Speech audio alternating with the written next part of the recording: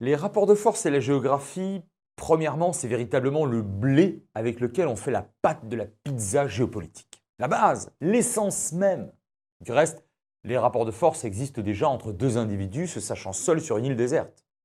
Même s'ils ne sont pas encore rencontrés, le fait de savoir l'existence d'un autre induit des nécessités. Protéger ses ressources, son territoire s'il s'agit de survie, apparaître extérieurement décent ou puissant, etc. Parfois, il n'est que le sentiment d'un rapport de force, ce qui revient aux mêmes conséquences s'il est partagé.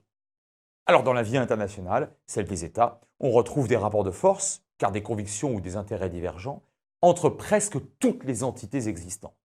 États entre eux bien sûr, les contigus mais pas seulement, des ONG contre les États, des États contre des médias ou des institutions financières, des grandes entreprises contre des États contre des collectifs de citoyens, etc. Deuxièmement, les rapports de force ne dégénèrent pas nécessairement en guerre.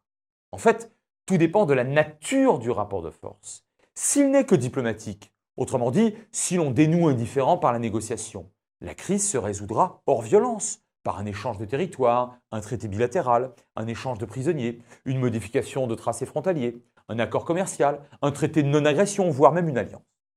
Ce qui ne signifie pas que le rapport n'a pas existé, ou qu'il n'existe plus. Simplement, on l'a confiné, ce rapport de force, sur le tapis vert des diplomates, et on a renoncé à faire usage de la force pour imposer ses volontés à l'adversaire devenu partenaire.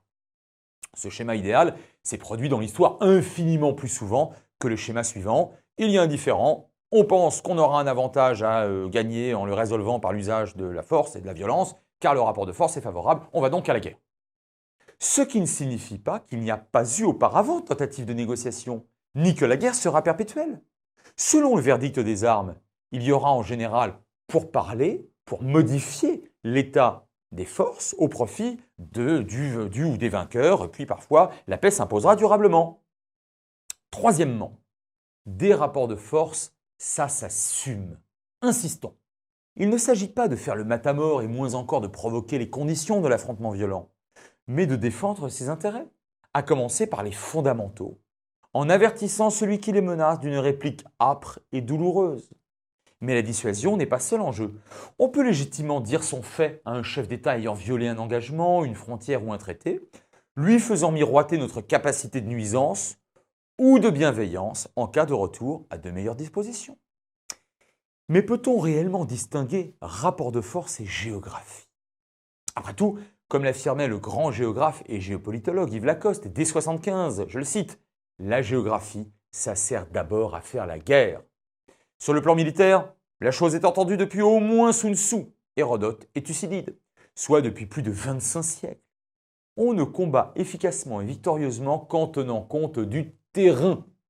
Charles XII de Suède, Napoléon et Hitler l'ont chacun appris à leurs dépens, n'ayant pas tenu compte du terrible général hiver russe ainsi que de la très boueuse saison des pluies qui le précède.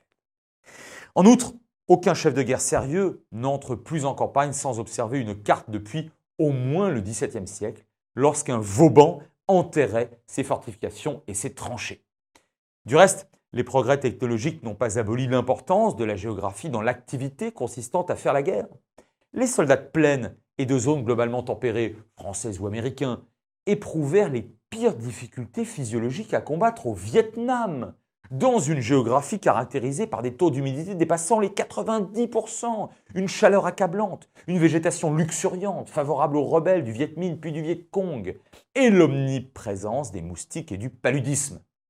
En Afghanistan, comme au Sahel d'ailleurs, ce sont des amplitudes thermiques parfois extrêmes qui éreintent le soldat occidental. Au Rwanda, tel marais et tel bananerais sauvera le Tutsi pourchassé par ses voisins Hutus.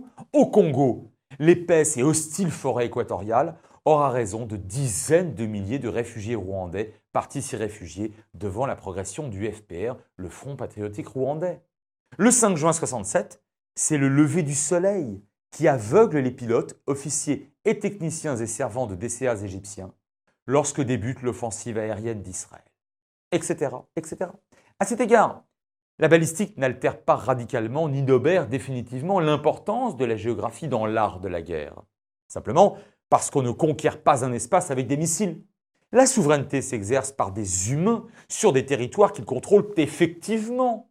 En outre, même si les armes les plus sophistiquées conduites par des humains, exception faite des insubmersibles, encore qu'ils doivent tenir compte des hauts fonds et autres dangers sous-marins, des chars lourds aux chasseurs en passant par les hélicoptères, sont soumises aux aléas des vents, des tempêtes, du gel, des sables, donc de la géographie.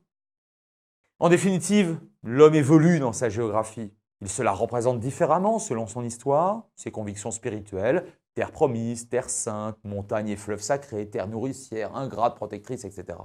Selon ses sensibilités, y compris parfois sous l'emprise d'une propagande matraquée. Le grand géographe Élisée Reclus disait de la géographie qu'elle était l'histoire dans l'espace. Et en tout état de cause, les rapports de force, eux aussi, s'inscrivent encore et toujours le plus souvent dans la géographie.